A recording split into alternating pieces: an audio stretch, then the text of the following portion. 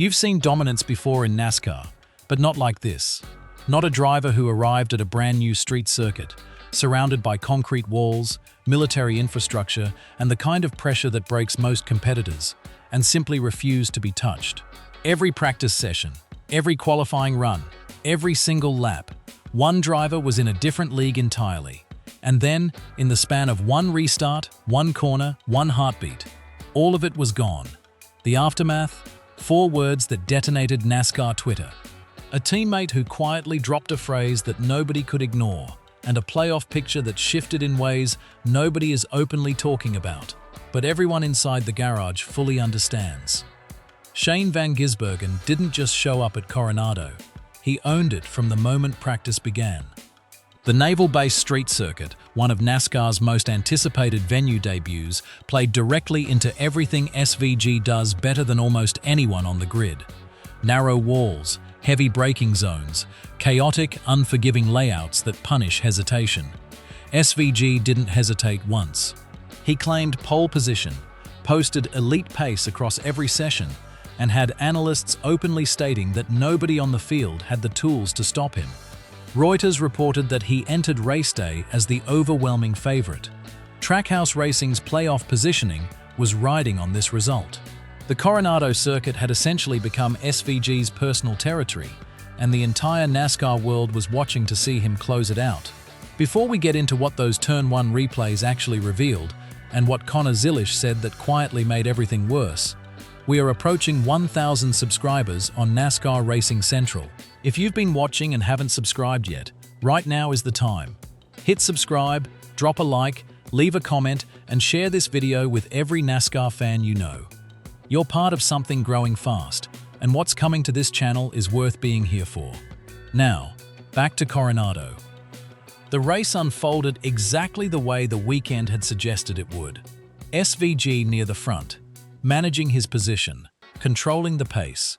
Then came a restart. The field surged forward. Cars stacked up through the approach to Turn 1. Contact erupted.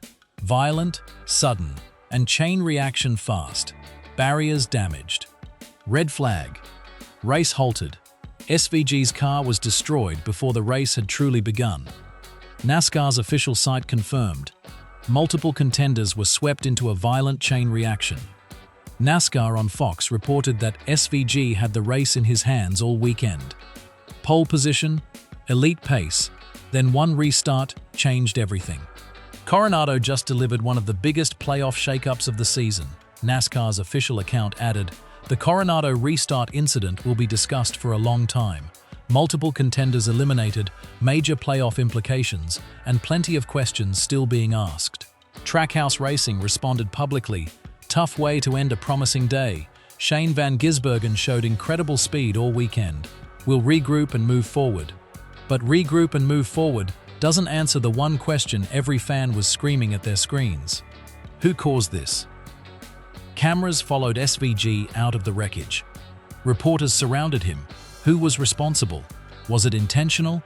Was it the restart? SVG was visibly frustrated, largely silent, refusing to explain. He told reporters, "Ask the others what happened." Then came the line that detonated social media. Motorsport.com confirmed it. SVG described himself as filthy with the outcome. Shane Van Gisbergen himself posted, "Absolutely filthy with how that ended. Had a fast car all weekend. Ask the others what happened." That silence, that deflection. Ask the others. Those words hit differently than a full accusation because in modern NASCAR, a direct name is news for one day. A mystery? That's news for a week. Bob Pockrass captured it precisely. SVG's short post-race comments may end up fueling more debate than the crash itself. Fans are searching for answers. Within hours, slow-motion clips were flooding every platform. Frame-by-frame analysis, steering input breakdowns. 3 competing theories emerged simultaneously. Theory 1. A specific driver was too aggressive on the restart. Theory 2. The restart procedure itself created an unavoidable disaster. Theory 3. The narrow Coronado layout made catastrophe inevitable, regardless of driver behavior. A fan account called Street Course Fan posted, "The replay makes it look worse every time I watch it." Somebody misjudged that corner badly. NASCAR debate added, was it driver error? Restart chaos? Track design? NASCAR policy? Coronado somehow created all four arguments at once. Then came the detail that kept pulling everyone back. Connor Zilisch, SVG's own Trackhouse teammate, quietly dropped something explosive. Connor Zilisch said, "From my angle, it looked a little more egregious than a normal racing incident. Disappointing result for a lot of good cars. A little more egregious. From inside the same garage." That phrase. Sitting there, unfinished. Nobody follows it up. Nobody names a name. And that silence becomes its own story. Racing critic noted, NASCAR keeps promoting maximum aggression on restarts. Coronado might be the clearest example yet of the risks that come with it. Coronado was not just any race. It was one of the last premium road course opportunities remaining on SVG's schedule. Reuters confirmed that fewer road course events now exist on the NASCAR calendar, making each one disproportionately valuable. The crash didn't just damage SVG's morale, it shifted the entire playoff picture. Championship rivals quietly gained ground. Points accumulated. Threats were neutralized. RaceHub report stated, the biggest winner from the Coronado crash might not be the race winner. Several championship rivals gained valuable ground on SVG. Playoff Watch posted, those lost points could matter a lot more in September than they do today. SVG can't afford many weekends like this. Garage Insider added, nobody is openly saying it, but several teams know Coronado just reshaped the playoff picture. The race winner was Corey Heim. But Corey Heim's win was barely the story. Corey Heim himself said, street racing is brutal. One corner can change everything. Proud of the team, but you never like seeing contenders taken out like that. Even the winner couldn't fully celebrate. That tells you everything about what Coronado really was. Auto Week reported on Coronado's narrow walls, limited passing lanes, and concrete barriers positioned inches from racing lines. The philosophy NASCAR promotes is maximum aggression, maximum excitement, maximum entertainment. That same philosophy may be turning talented drivers into collateral damage. Jeff Gordon said, Coronado showed exactly why street course restarts are becoming one of NASCAR's biggest talking points. The aggression level is through the roof.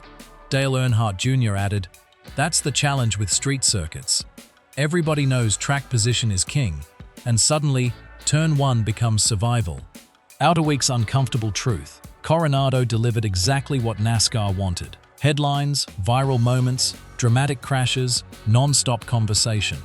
But it also exposed how quickly a showcase event becomes controversial when championship contenders are eliminated through situations they had no ability to control.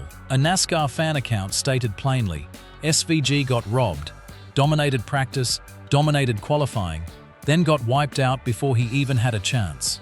Will NASCAR quietly review restart procedures on future street circuits? Will drivers become more aggressive after seeing how much championship ground could be gained in a single corner? Motorsport Talk said, when the favorite leaves angry and the internet starts analyzing every frame, controversy is inevitable. Race Day Central added, the fact that SVG won't fully explain what he thinks happened is exactly why the story keeps growing. Jordan Bianchi made the observation that silenced many. Interesting that several drivers seem reluctant to fully assign blame. Usually somebody points fingers immediately. And that's the detail that changes everything. Because in NASCAR, when nobody talks, it usually means somebody knows exactly what happened. The question is whether they're willing to say it out loud. If SVG comes back with something to say at the next race, or if that restart footage starts telling a different story, NASCAR Racing Central will have it first. Drop your theory in the comments. Who do you think caused the Coronado crash? Was it driver aggression, restart chaos, or something more deliberate? Share this video with every NASCAR fan still searching for answers. And if you enjoy real NASCAR breakdowns like this, you'll like what's coming next.